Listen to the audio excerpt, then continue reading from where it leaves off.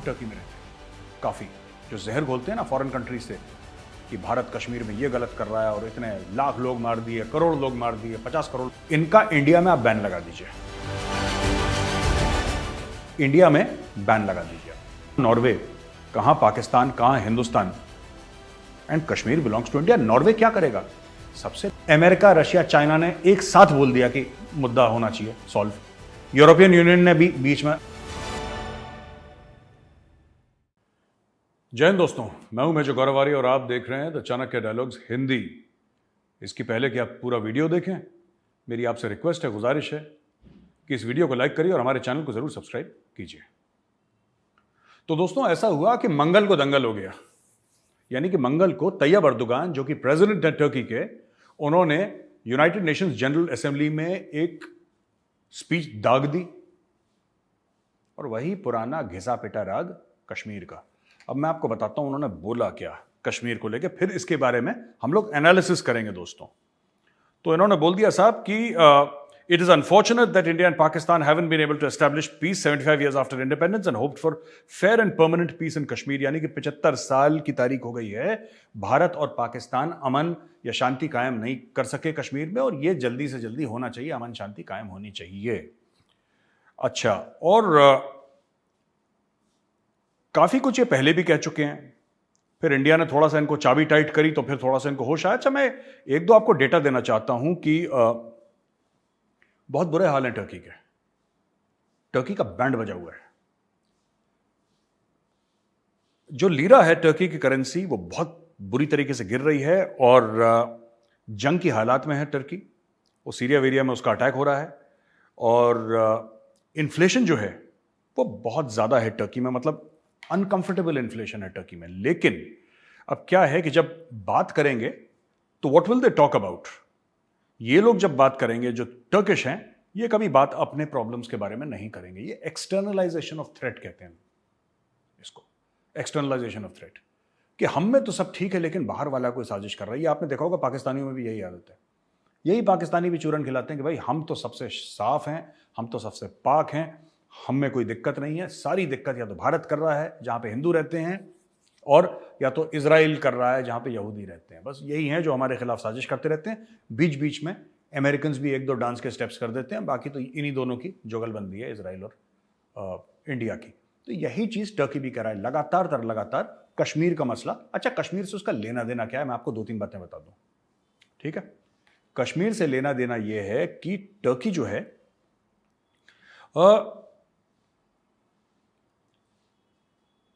काफी जो कश्मीरी सेपरेटिस्ट्स हैं, जिनके पास पैसा था, बाकी के गरीब के बच्चे को जिहाद विहाद का चूरन खिला के वो टर्की भाग गए। वो टर्की में रहते हैं। काफी जो जहर घोलते हैं ना फॉरेन कंट्री से कि भारत कश्मीर में ये गलत कर रहा है और इतने लाख लोग मार दिए, करोड़ लोग मार दिए, 50 करोड़ लोग, जो झूठ बोलते रहते हैं बाहर सोशल मीडिया, वो सारे के सारे टर्की में रहते हैं। कुछ रहते हैं यूएस में, कुछ रहते हैं इंग्लैंड पर ज्यादा टर्की में रहते हैं, और टर्की की गवर्नमेंट के शय में रहते हैं। एर्दोगान ने इनको शय दे रखी है। एर्दोगान का सिर्फ एक ही मकसद है, और उसका मकसद यह है कि भारत के ऊपर प्रेशर बनाओ। कश्मीर से कोई लेना देना थोड़ा ना उसका। भारत के ऊपर प्रेशर बनाओ किसी तरीके से कि भारत परेशान हो जाए, फिर टर्की से कॉम्प्रोमाइज करे, फिर टर्की फायदा उठा पाए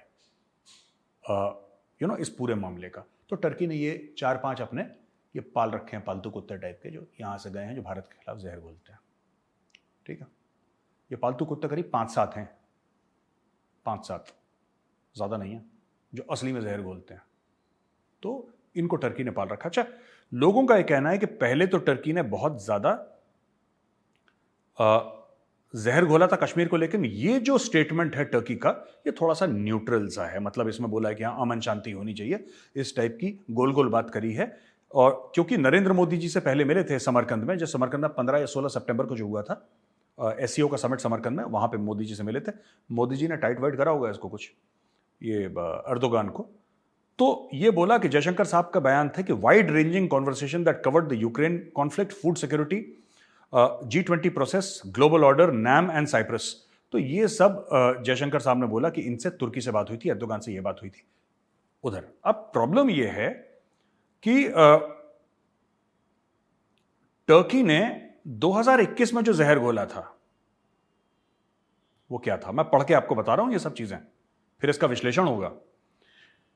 We maintain our stance in favor of solving the ongoing problem in Kashmir for 74 years through dialogue between parties and within the framework of the relevant United Nations resolution. यानी कि वही पाकिस्तान के गाने गाना, यूनाइटेड नेशन रेजोल्यूशन, वही पाकिस्तान गया होगा Turkey के पास। जैसे आप पैर वैर पकड़ लिए टर्की के कि अस्सी भी मुसलमान थे, तुसी मुसलमान, कुछ तो करो अपने लिए। भीख मांगनी याद है, इसमें भीख मांग ली होगी, तो टर्की ने बयान दाग दिया। खैर, 2020 में टर्की ने क्या बोला था? The Kashmir conflict which is also the key to stability and peace of South Asia is still a burning issue. We are in favor of solving the issue through dialogue within the framework of the United Nations resolution, especially in line with the expectations of the people in Kashmir. अच्छा, expectation of the people in Kashmir, जो कश्मीर के लोग उम्मीद करते हैं उसके हिसाब से, जो उनकी एक्सपेक्टेशन है, जो उनकी ख्वाहिशात हैं, जो उनकी उम्मीद है, उसके हिसाब से कश्मीर का मामला सॉल्व होना चाहिए। यह बयान है 2020 का। और 2019 में अर्दोगान कहते हैं, in order for the Kashmiri people to look at a safe future together with their Pakistani and Indian neighbours, it is imperative to solve the problem through dialogue, blah blah blah, justice, equality, not through clashes. अब आप देखिए 19, 20, 21 में Erdogan ने क्या बोला, और 22 में अचानक अर्दोगान की पिच नीचे हो गई, क्योंकि कहीं ना कहीं भारत का भी पेशेंस खत्म हो गया। मुझे ऐसा लगता है इस मामले में कि थोड़ा सा अब समय आ गया है कि टर्की को ना सजा देनी पड़ेगी। Turkey needs to be punished and Erdogan needs to be punished. क्योंकि क्या होता है कि अगर ये लोग लगातार कुछ ना कुछ करते रहेंगे और आप उसका जवाब नहीं देंगे, ये लोग समझते हैं कि ये कमजोर हैं। और मुझे ऐसा लगता है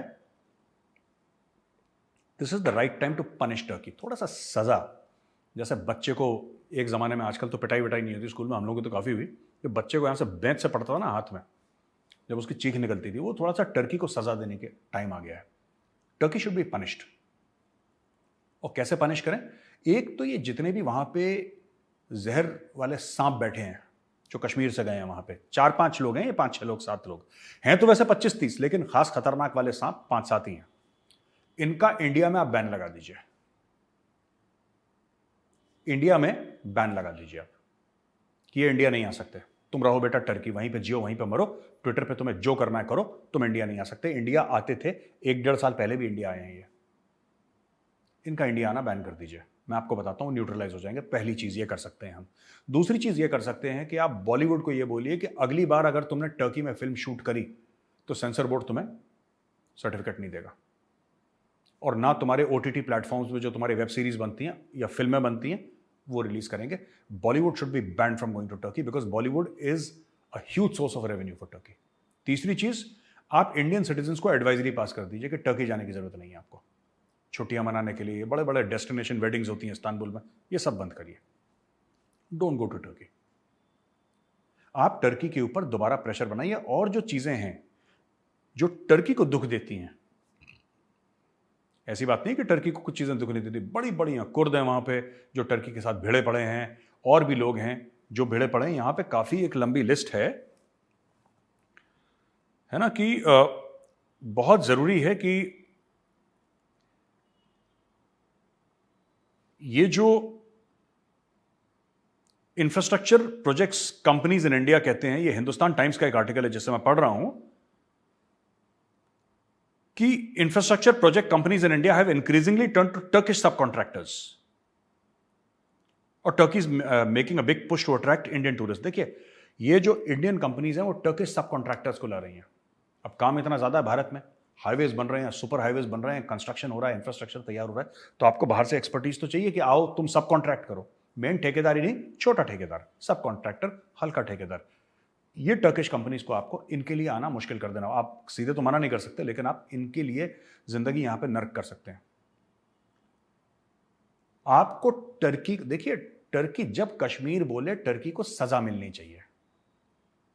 जैसे बच्चे के हाथ में वो डंडा पड़ता था ना एक जमाने में, आज से 20-25 साल पहले, आजकल तो नहीं पड़ते, वो डंडे पड़ने चाहिए।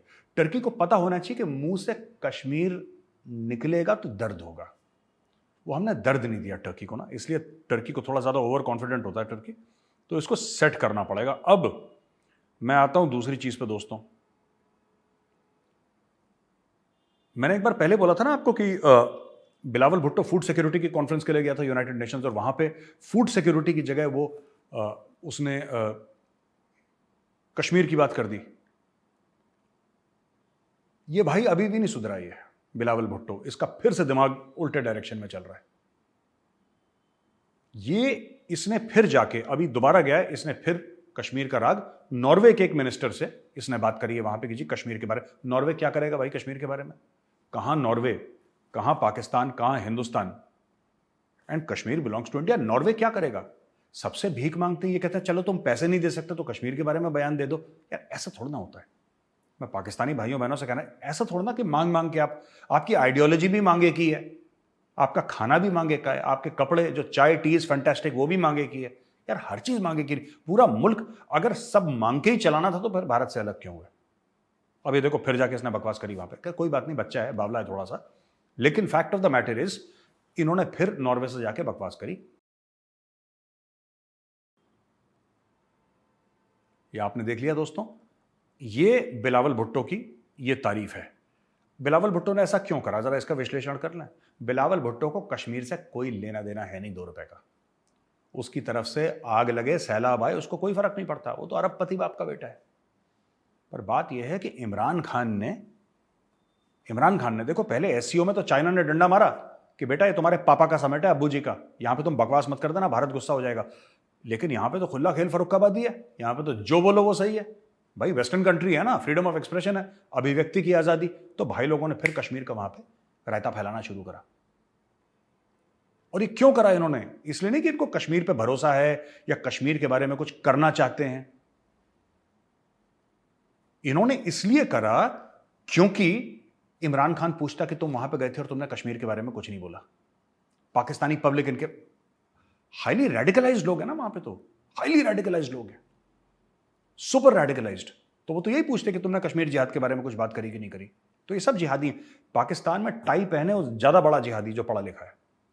पर लेकिन दोस्तों मैं एक आपको बात बताता हूं, कुछ भी हो जाए, कश्मीर ने एक कमाल तो कर दिया।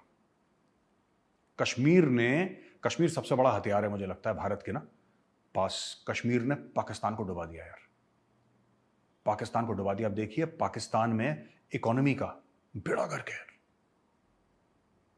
खाने को नहीं है लोगों को वहां पे, मतलब आंखें फूट के बाहर निकल गई वहां पे।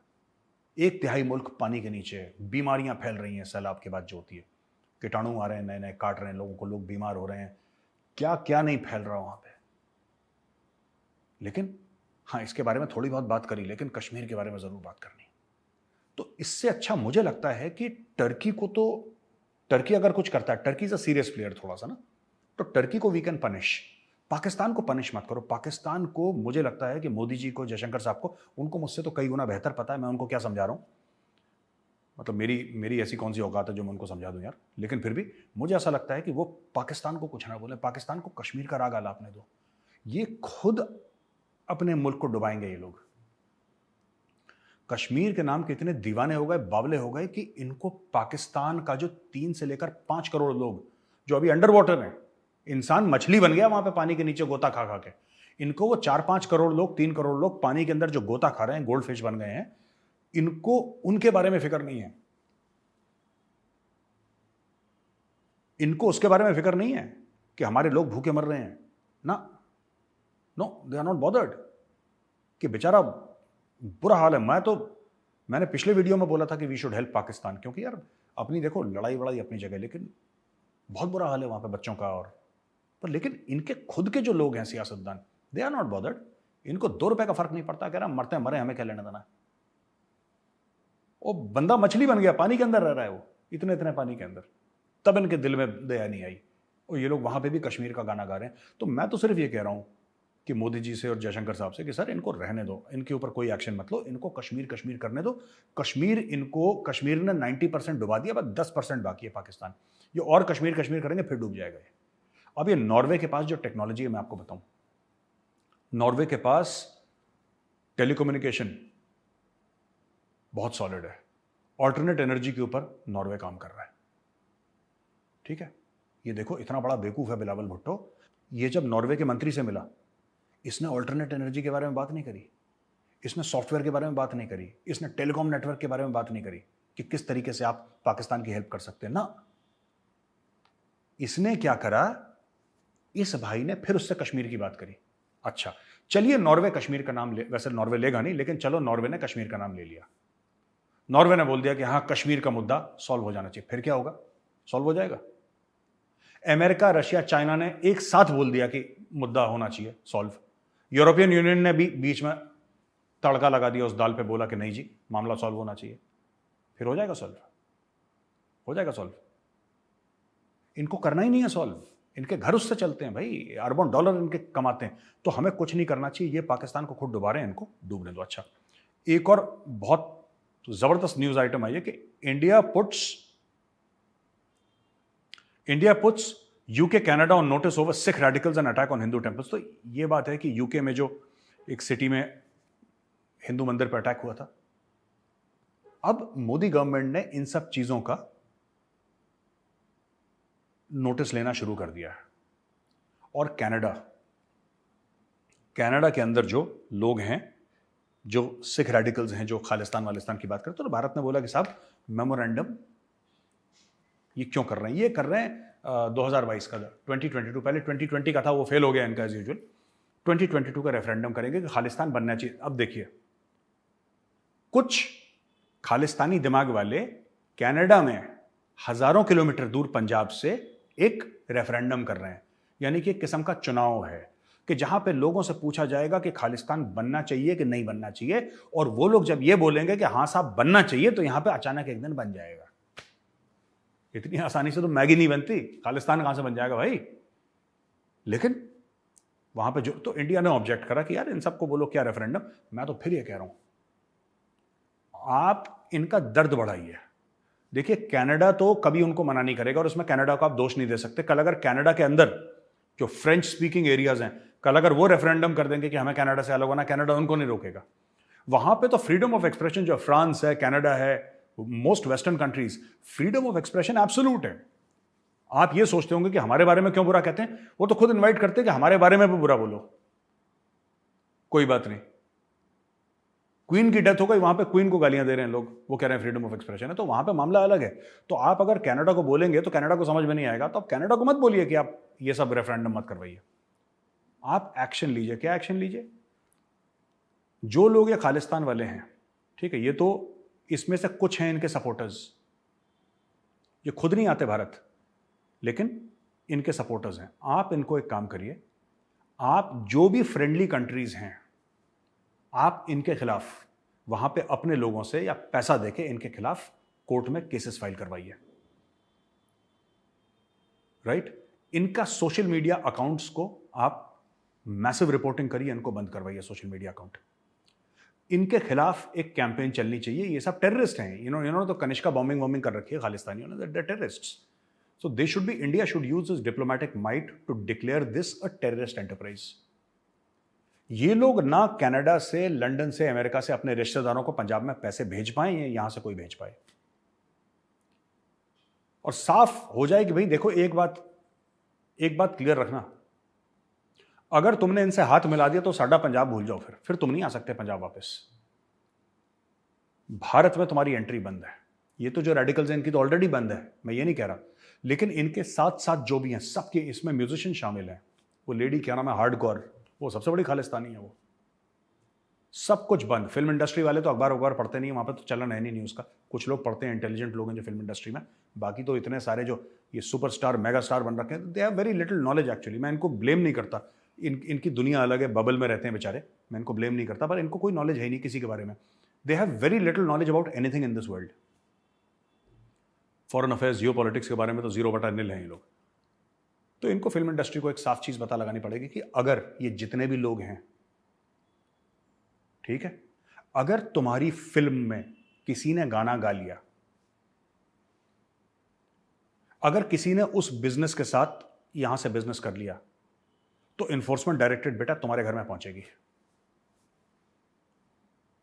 अब तुम बोलो खालिस्तान जिंदाबाद, एक बार बोल के देखो, तुम्हें मजा ना आ गया, स्वाद ना चखा दिया तो मजा आ जाएगा। Basically this is the action to be taken.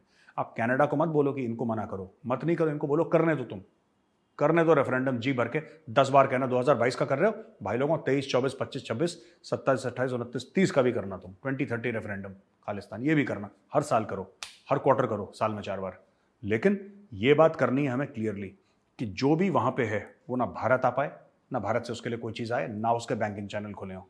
पहली चीज, अगर पता लग जाए कि उसने यहां पे भेजी है तो यहां पे पकड़ के अंदर डालो उस बंदे को, जिसको पंजाब में, चाहे उसके घर वाले, ठीक है। Those people should be branded terrorist and all their friends should be branded terrorist accomplices, क्योंकि ये बाहर जाते हैं, देश में पैसा भेजते हैं अपने रिश्तेदारों को। इनके रिश्तेदारों को बोल दो कि भाई अगर तुम्हारे पास इस बंदे से पैसा आया है, इसका मतलब तुम टेररिज्म के सिंपैथाइजर हो। इनके रिश्तेदारों को जेल में डालो, एग्जिट कंट्रोल लिस्ट में डालो, ना ये कनाडा जाएंगे ना कनाडा से कोई वापस आएगा। जो भी बॉलीवुड वाले, जैसे मैंने बोला, जो भी बॉलीवुड वाले हैं जो कहते हैं कि इंसान गाना गवाएंगे और ये सब, बॉलीवुड वालों को बोलना बेटा तुम भी अंदर जाओगे, ईडी तुम्हारे दरवाजे पे आएगी, 10 साल के लिए अंदर जाओगे, सारा गाना वाना निकल जाएगा शरीर से, जितने भी सुर संगीत तुम्हारे बीच में से उबलते हैं। This is the way to crush them, ठीक है। ये लोग क्यों इतना उबल रहे हैं मैं आपको बताता हूं, क्यों इतना उबाल आ रहा है इनमें, बॉयल क्यों कर रहे हैं ये लोग। ये इसलिए क्योंकि भारत ने कभी एक्शन नहीं लिया इनके खिलाफ। आपको कुछ मारपिटाई नहीं करनी, आपको वायलेंस करना ही नहीं है, वायलेंस की जरूरत है ही नहीं कि हम तुम्हें यह कर देंगे, नहीं। इनके बैंकिंग चैनल्स बंद कर दीजिए, और अगर कोई भी सिंपैथाइजर जिसको आपने ब्लॉक नहीं करा, अगर वो इंडिया लैंड करता है, आपको पता लग जाएगा, आपकी स्क्रीन पे शो अप करेगा वो नाम, आप उसको पकड़ लो, इंटेलिजेंस ब्यूरो को बोलो पकड़ के उठा के ले जाए उसको। जरा क्या हो जी भाई साहब, जरा बात करते, एक दो बार बातचीत हो जाए आपकी हमारी, उसको रखो 2-3 दिन अंदर। वो चिल्लाएगा I am a citizen of Canada, I have my rights. कोई राइट वाइट नहीं है बेटा, ये हिंदुस्तान है, तुम्हारा ना राइट है ना तुम्हारा लेफ्ट है। आई भी उठा के ले जाए किसी अनडिस्क्लोज लोकेशन में, फिर उसको छोड़ दो, जाने दो, कंप्लेन करने दो कनाडा की एम्बेसी में। भाई कनाडा हमारी बात थोड़ा ना मान रहा है, तो हम कनाडा की बात क्यों मानेंगे। कनाडा की एम्बेसी में यही तो बोलेगा आई एम अ कैनेडियन सिटीजन, मुझे इंटेलिजेंस ब्यूरो उठा के ले गया, तो क्या हुआ, टेररिज्म का केस लगाओ उसके ऊपर, डिपोर्ट करो उसको, टेररिज्म का केस ठोको उसके ऊपर, यहां पे डिपोर्ट करो। लीगल वॉरफेयर इनके खिलाफ, चाहे वो टर्की में हो चाहे वो कहीं पे भी हो, इंटरनेशनली इनके खिलाफ केसेस करवाइए। आपके एम्बेसीज हैं दुनिया भर में, इनके खिलाफ केसेस करवाइए। ये जर्मनी में जाना चाहे ना तो ना जा पाए, पता लगा कि पुलिस वहां पे एयरपोर्ट पे वेट कर रही है, इनको वीजा ना मिले, इनकी घेराबंदी हो जानी चाहिए पूरे दुनिया में। एक एक मुल्क जहां पे इनका सो कॉल्ड इन्फ्लुएंस है, इसको खत्म कर दो, इनका इन्फ्लुएंस खत्म कर दो। और एब्सोल्युटली नॉन वायलेंट, खून खराबा तो बहुत दूर की बात है, थप्पड़ भी लगाने की जरूरत नहीं है, चांटा भी लगाने की जरूरत नहीं है, कुछ की जरूरत नहीं है। आप बस इनको सील पैक कर दो, इनको पता ही नहीं लगेगा कहां जाना है कहां पे आना है। ये एग्रेसिवली इंडिया को स्टैंड लेना पड़ेगा हर जगह, इनके ऊपर डिक्लेयर टेररिस्ट इन इंडिया। सीधी बात है, जैसे कि वो पन्नू है, ठीक है, पन्नू है जो खालिस्तान बड़ा करता है। सिंपली आप बोल दो जिसके पन्नू के साथ बिजनेस डीलिंग्स हैं, ठीक है, वो इंडिया में टेररिज्म सस्पेक्ट है, और इंडिया के सारे एम्बेसीज बोलते हैं कि he is a terror suspect. हर जगह आप फैला दो he is a terror suspect, सबके माथे पे टैटू कर दो टेररिस्ट, फिर देखते हैं कैसे ये क्या रेफरेंडम करते हैं, क्या करते हैं। कनाडा को बोलने का कोई फायदा नहीं है, और ना हमें बोलना चाहिए। कनाडा का अंदरूनी मामला कनाडा देखेगा। जब कनाडा के अंदर, भगवान ना करे कभी कनाडा के अंदर हो, मैं ये चाहता हूं कभी ना हो, कहीं पे किसी के साथ ना हो यार। जिस दिन कनाडा के अंदर ये लोग कलेश करेंगे, उस दिन कैनेडियंस को पता लग जाएगा, देन दे विल अंडरस्टैंड ये लोग क्या करते हैं। जो खालिस्तानी भी हैं और जो ये कश्मीरी टेररिस्ट भी हैं जो टर्की में रहते हैं 5-7 लोग, ये उस मुल्क का, टर्की तो is not a perfect example, but जैसे लंदन है यूके, कनाडा है कनाडा, या फिर यूएस है, ये लोग अपना गंद वहां पे ले जाके उस मुल्क का फ्रीडम जो है उसका गलत इस्तेमाल करते हैं, उसके कॉन्स्टिट्यूशन का गलत इस्तेमाल करते हैं, और फिर वहां से अपना प्रोपेगेंडा चलाते हैं, वहां से अपनी टेररिज्म चलाते हैं, क्योंकि वहां पे खुली आजादी है। You have the freedom to do anything that you want. एक खालिस्तानी से पूछ लो कि यार खालिस्तान का मैप समझाना जरा हमें, सांप सूंघ जाएगा उसको। बोलते ना मैप जरा बताओ क्या है। खालिस्तान का जो सो कॉल्ड मैप है ना, that is only Indian Punjab. इनसे बोलो ना पाकिस्तानी पंजाब, इनसे बोलो जो करतारपुर साहब है, करतारपुर साहब से बड़ी चीज क्या हो सकती है सिखों के लिए? को हो सकती है? नहीं। इनसे ये बोलो खालिस्तानियों से कि जो तुम्हारा मैप है ना, ये चलो पूरा पंजाब छोड़ दो यार, पाकिस्तानी पंजाब छोड़ दो, नो, सिर्फ करतारपुर साहब को खालिस्तान के मैप के अंदर ले लो ऐसे, और जो सिख एरिया है वहां पे, वो डिस्ट्रिक्ट्स हैं जहां पे सिख हैं, उनको ले लो, पूरे पंजाब को छोड़ दो। इनको सांप सूंघ जाएगा, इनके बाप बैठे हैं आप पारा में, जो आईएसआई का हेडक्वार्टर, जो उनको पैसे देते हैं, फंड करते हैं, इनको बोलो ना अपने अब्बू जी से जरा लड़के दिखाएं। ना ना ना, कनाडा में बैठे डॉलर में कमाए छुप के, इतनी हिम्मत नहीं कि भारत में आके कुछ करें, इतनी हिम्मत नहीं है इनकी, वहीं से चुप चुप चुप चुप, ये करा वो करा वो करा, ये रैली निकालेंगे ये करे, इससे किसको फर्क पड़ रहा है यार, हमें फर्क पड़ रहा है, करो रैलियां निकालो, पर we should take action and we should take diplomatic and financial action, बस diplomatic and financial action. Red corner notice निकलवाइए इनके लिए, इनको ऐसा हो जाना चाहिए कि अपने बेडरूम से बाथरूम जाए ना, इसको डर लगे कि वहां पे कोई इंडियन एजेंट तो नहीं बैठा बाथरूम के पास, रोक के रखे पूरी रात, फिर सवेरे जब उजाला हो जाए ना तब जाके देखे कि हाँ सेफ हूं, अब जा सकता हूं बाथरूम, इतना मामला होना चाहिए, तब जाके मजा आएगा। धन्यवाद ये वीडियो देखने के लिए दोस्तों, और मैं जल्दी से कोशिश करूंगा 1-2 दिन में नया वीडियो आपके लिए लाऊं। इसके पहले कि मैं आपसे अलविदा कहूं, मैं चाहता हूं आप इस वीडियो को लाइक करें, हमारे चैनल को सब्सक्राइब करें। जय हिंद।